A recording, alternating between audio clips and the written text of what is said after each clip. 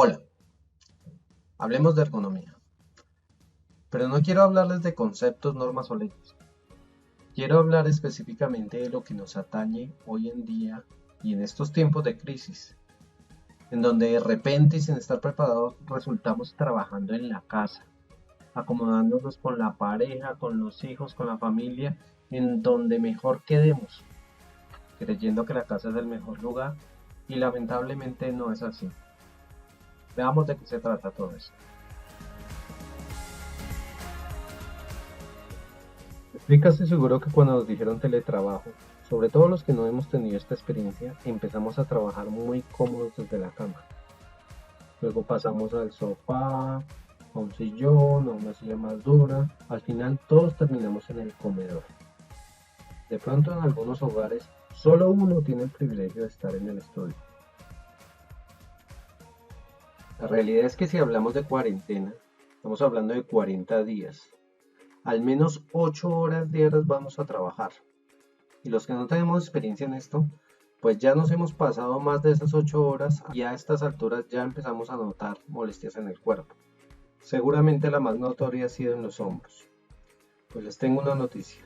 No se debe al estrés del teletrabajo ni mucho menos. Generalmente las sillas de nuestra casa no tienen apoyabrazos, pero no es culpa de nadie. Las sillas de nuestra casa las escogimos por su look, color y diseño. Buscamos que sean cómodas o confortables, pero pensamos en todo menos en que sean ergonómicas. Aunque eso no tiene nada de malo. En estas sillas normalmente estamos sentados por mucho 2 horas. Y si nos cansamos, pues nos ponemos de pie y nos vamos para el sofá, la cama o algún otro lugar. Siempre que estamos haciendo actividades que no sean laborales. Este caso es totalmente distinto. Aquí estamos hablando de teletrabajo. Veamos cómo deberíamos estar sentados. Para lograr una mejor postura en el puesto de trabajo, hay que tener 4 aspectos en cuenta: el soporte del confort, la diversidad y la durabilidad. Cuando hablamos de soporte, vamos a hablar de 2 aspectos: soporte de la columna vertebral cuando estamos sentados y el soporte del movimiento del usuario. Nuestro cuerpo ha evolucionado a través de millones de años, desde el gateo o 4 patas a una posición erguida. Este proceso ha desarrollado una doblez en nuestra columna vertebral para permitir el movimiento y el equilibrio cuando estamos erguidos. El cuerpo humano no está diseñado para estar sentado. Nosotros permanecemos en constante movimiento. Incluso nuestro cuerpo trabaja como una carpa. La espina dorsal es el eje de esa carpa y nuestros músculos actúan como las cuerdas de tensión para mantenernos en equilibrio. Cuando te encorvas, no solo estás poniendo excesiva presión en los discos, sino haces que también trabajen en exceso los músculos de la región lumbar. Aquí vemos en la gráfica cómo en la medida en que vamos encorvando nuestro cuerpo, la presión se hace más fuerte en nuestra columna. Debemos buscar que la columna adquiera la forma como cuando estamos de pie, para evitar comprimir los discos causados por la posición sentada, y así ayudar a adquirir una buena postura.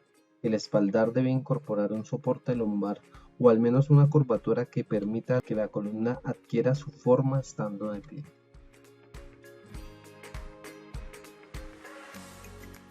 Pero también debemos pensar en el soporte biomecánico del movimiento. ¿Qué quiere decir? Nuestro cuerpo necesita del continuo movimiento para oxigenarse y evitar el efecto manguera.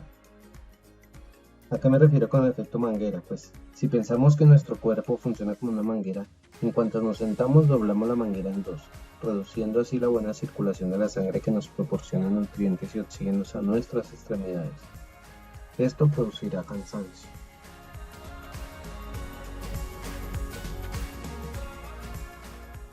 Pasemos al tema del confort. El cuerpo humano tiene poco margen cuando se trata de estar cómodo. Si los zapatos son incómodos, lo notas. Entonces, ¿cómo consigues que la gente tenga sensación de comodidad?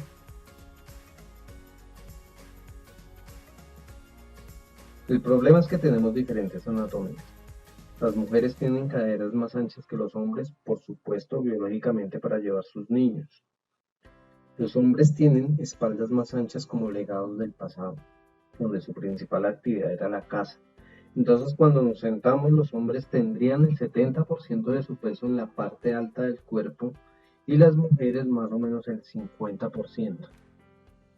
La solución: la silla con un mecanismo de reclinación y un material de suspensión en la espalda. Es muy importante que el usuario pueda regular el control de tensión. Puede ser el caso de dos personas del mismo peso, en el que uno puede tener una espalda más robusta que el otro, necesitando más tensión en el mecanismo de inclinación. El material de suspensión del espaldar debe ser en una malla elástica que no pierda su forma, que sea resiliente y resistente. De paso, elimina las fatigas en los puntos pivotantes más importantes del cuerpo, como son la cadera, las rodillas y los tobillos. Otro problema de confort es el control termal. Retenemos la humedad de la transpiración y esto será la principal causa de irritación de piel porque la ropa crea fricción sobre ella. Una silla cómoda promueve equilibrio entre temperatura individual y ambiente. Por esto, la silla debe tener un espaldar que sea completamente transpirable. Diversidad. Cada uno de nosotros somos diferentes y lo que usamos se debe ajustar a nosotros, no al contrario. En el caso de las sillas, vamos a ver cómo ajustamos la silla a nosotros. Frecuentemente buscamos adaptarnos al lugar donde nos sentamos. Si nos vamos a sentar en una piedra, buscamos la parte más plana, segura y cómoda de esa piedra. A pesar que es una piedra, vamos a adaptar pero por un corto tiempo. Asimismo, para ajustar la silla del usuario, esta debe ser ajustable al menos en los mecanismos de altura, los apoyabrazos, la tensión de reclinación, que ya lo vimos, la anchura y la profundidad. Los espaldares y asientos se deben acomodar a la forma individual del cuerpo. Recordemos que tenemos diferentes proporciones y anatomía. En términos de altura, nos estamos refiriendo a la regulación de la altura del usuario cuando está sentado en la silla.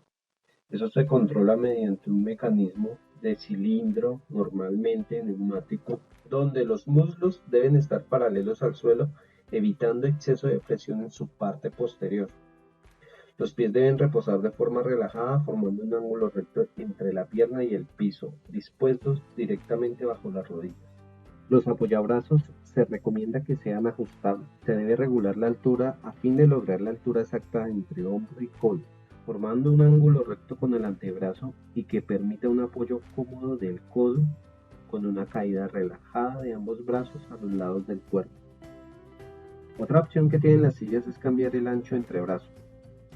Esto para permitir una fácil maniobra al sentarse o ponerse de pie. Seguro estos ajustes eliminarán cualquier molestia en cuello y hombros.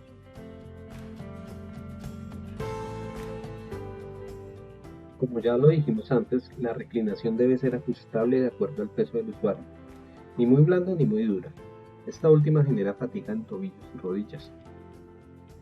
Este mecanismo, además de ser un elemento de soporte, también aplica para la diversidad de contexturas y anatomías. Hay que tener en cuenta que la posición adecuada de escritura frente al computador, el mecanismo debe estar bloqueado para reclinación. Un asiento deslizante se diseña para usuarios de alturas diferentes y graduar la profundidad. Con un asiento muy largo podría apretar por debajo de las rodillas y llegar a producir alteraciones de la circulación en los pies y piernas. Al contrario, si el asiento es muy corto puede hacer imposible apoyar correctamente la espalda contra el respaldo de la silla.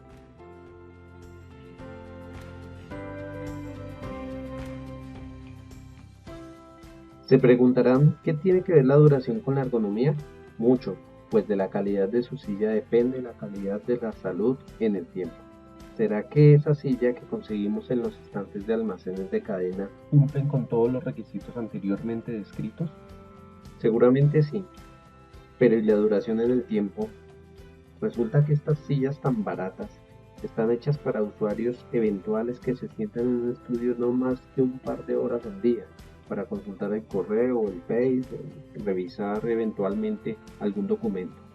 Pero ahora haciendo teletrabajo, esa silla baratísima que conseguimos en tu Omnisigo por inventarnos un nombre, ¿Será que va a resistir 8 horas diarias durante los 2 años que ofrece de garantía? Claro, sin contar con las visitas al médico, los medicamentos y todo lo que una enfermedad laboral acarrea. Entonces, vale la pena invertir en una herramienta de trabajo saludable que ayude a aumentar la productividad cuando trabajamos en la casa. El estar sentado es una de las posturas más corrientes en las que pasamos muchas horas al día, pero también en las que más nos podemos enfermar. Finalmente, nos sobran las recomendaciones del lugar donde vamos a trabajar, como mantener limpio y ordenado el espacio, organizar los papeles y elementos de escritorio. Para esto se recomienda un lugar para almacenamiento, buena iluminación, ojalá estar cerca de una ventana como fuente de luz natural, colocar algún elemento natural a la vista, plantas, algo verde, y tener en cuenta las distancias y posturas frente al computador. Bueno amigos, muchas gracias. Les habló Marco Casallas, director de proyectos de Cervex. Nos veremos pronto.